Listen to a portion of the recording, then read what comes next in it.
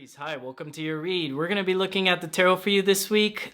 These are general reads, so they won't always resonate for you. Take what does resonate, leave the rest for everybody else.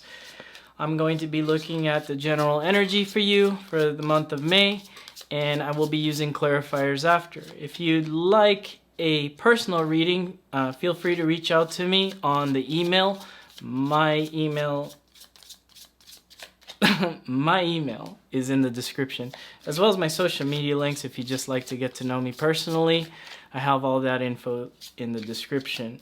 Also, like, share, subscribe to the channel while you're down there. It helps me out so I can continue doing these videos for you. And so yeah, let's get started with your read, Aries.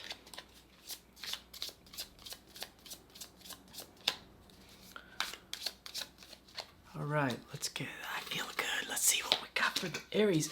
Temperance! No, we don't like that. You guys are waiting for something here. A soulmate, because you have the Six of Chalices with the Queen of Wands here. You're waiting for something kind of spicy. The Two of Swords and the current energies with the Empress in the middle. I like that Empress in the middle. It just means you're doing you here. And the Seven of Swords, though, there is a little bit of self-sabotage going on, maybe, or this is you kind of thinking, forget it. The Sun here in the future with the Hierophant and the Three of Swords. Okay, it could be something that, Three of Swords is a really odd card to get there. And then for the general reading here is Five of Chalices. You want to walk away from something here in this read, but what this read is actually telling me is that you've possibly walked away from something, but you're still looking at it. Why are you still looking at it?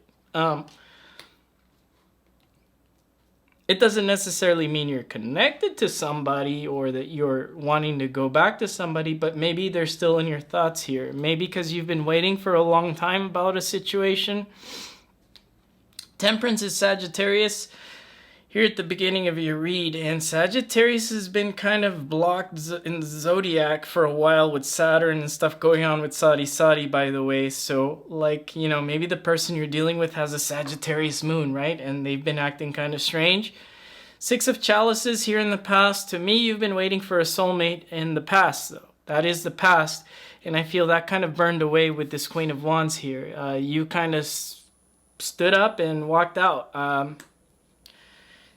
Here in the current energies, Two of Swords, it could be possible that somebody came back and you started a new situation here because you started taking care of yourself.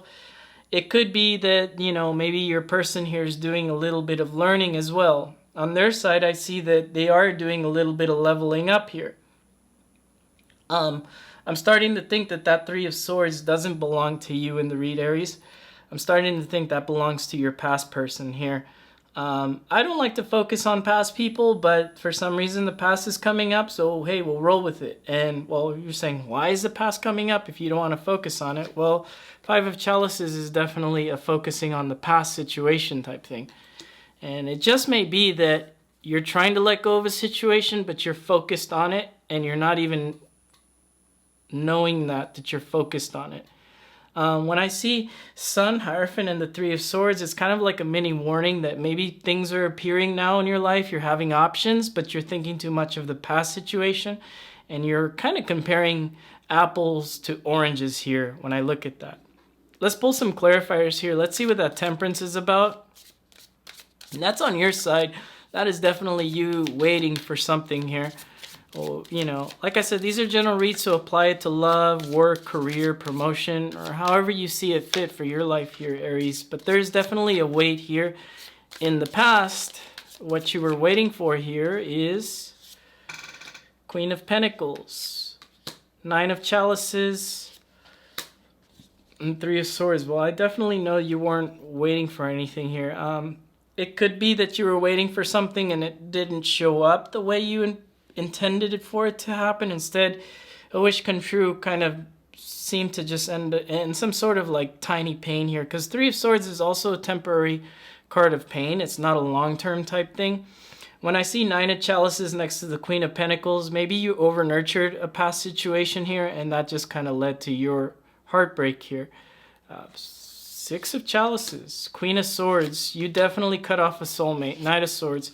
This person's online stalking you. Queen of Wands is next to this King of Wands in the clarifiers. So yeah, you guys were a good match up until a point here. Now, when I see the King and the Queen here, you know, this could have been a relationship that you had for a long time. And, you know, even though you're focused on the new thing now in the current energies, you know, there might still be that energy lingering of your past person. Or they may be online looking at you, right? They may be looking at pictures of you and your new person. And maybe you need to block somebody here. I don't know. Let's see here. Let's see with the Queen of Wands. What is going on with you here, Aries? Queen of Wands. Five of Pentacles. The Seven of Pentacles. And the Three of Wands. Yeah, you definitely left somebody out in the cold that wasn't putting in work. And you've actually turned your back to it here in the past. Okay, so the past thing is over. Great. Why is the past important though now? The past is important because here in the future energies, where you have the Sun and the Hierophant, two really cool cards. I like them together because Hierophant alone is boring. The Sun, it's a malefic, right? It's burning down the things, and it's trying to get what it wants here, and it's trying to shine overall happiness on things. But together, I feel like when you put the Hierophant and the Sun card, it's a very nice balance. And it's also two fixed energies of something very stable. It's grounded energy. Now, I already know what this Three of Swords is that maybe you're focused on past things. So now you can't really move on into the future thing. That's exactly what this is all about. The past person's not coming back. The past person may be looking you online, but that's besides the fact. The fact is, you got the Sun and the Hierophant here with the new energy here. You cut this off in the past. What that's showing me in the past row is that that's over. But it's in your head that everything's going to show up this way. When I start nourishing myself and nourishing my new person, I'm just betraying myself. You're not betraying yourself. Let's see what this Empress is here in the middle. Page of Swords, Eight of Wands, and the Wheel of Fortune. Yeah, well, maybe you're also thinking you're self-sabotaging yourself by blocking out past things. You're not. Let's see what the Seven of Swords has to say. Ace of Chalices, Alakest. I actually put this card back in the deck just before I started the read. I didn't want it. I actually take this one out because honestly, I don't know. I never use it, but it came out today. So yeah, there was some sort of alchemy here. You've created some sort of alchemy and you've leveled up in your life. There's a new situation that showed up in your life with this Ace of Chalice. And overall, you're creating some sort of alchemy. And when I see Seven of Swords, yo, I may be the only tarot card reader that sees Seven of Swords as leveling up. I don't see it as lying, cheating, stealing. I don't disrespect the Seven of Swords. You've leveled up here. You've created some sort of alchemy. But now you're in this mode of you think everything's going to hurt you. It's not. The Sun. Let's see. Four of Pentacles, the Justice, and the Empress. There's something very nice that's actually holding on to your energy now in this newer energy. And you're holding on to its energy. Temperance, the Star. Oh, this is really beautiful. An Eight of Pentacles. I love the Star next to Eight of Pentacles because it's like you have a dream and there's somebody here willing to work with you.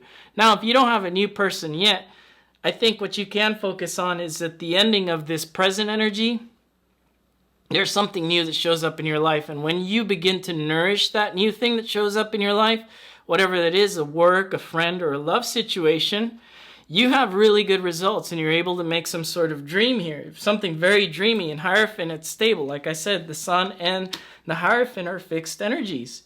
Let's see what the Three of Swords at the end is. The Death card, the Lovers, and the Fool. Geez, you get the golden read of the week here, Aries, because this is big changes, big internal changes, big exterior changes going on for you. And Aries, Mars is in the 12th house for you if you're Aries rising. So if Mars is in the 12th house, this is definitely about getting your energy on. You know, this is definitely making sure your sleep schedule's on point. Your sleep schedule's probably off point right now, especially if you're Aries rising. I also see maybe there's things where you feel like you're going to lose out on things. You're not. Or that you're not going to lose out on things. And there's no need for you to put pressure into situations because you feel like you're going to lose out on those things. 12th house Mars, I mean, this is also a time to make sure you're saving. Make sure you're, but not saving to the point where you're putting yourself through the ringer of holding these energies down and causing some sort of heartbreak for yourself. I think with the Fool card here, because this is Aries, your card, with the Lovers and Death card, how I see this with astrology is kind of like Mars and Gemini. It's like Mars is okay in Gemini because what happens is Gemini is okay experimenting and going here, going there, that's fine. And Mars is kind of chaotic, and Mars will push Gemini to do crazy stuff, up and down, up and down. So you're going to have a lot of up and down moments, things going on here. And then you have the Fool. That's your sign, Aries, right? So, like, it's about going with these adventures of new things, right? And realizing that the past thing was a down thing. And moving forward into the new thing that's actually really nice is actually probably going to lead you somewhere nice. But, of course, Mars and Gemini, make sure...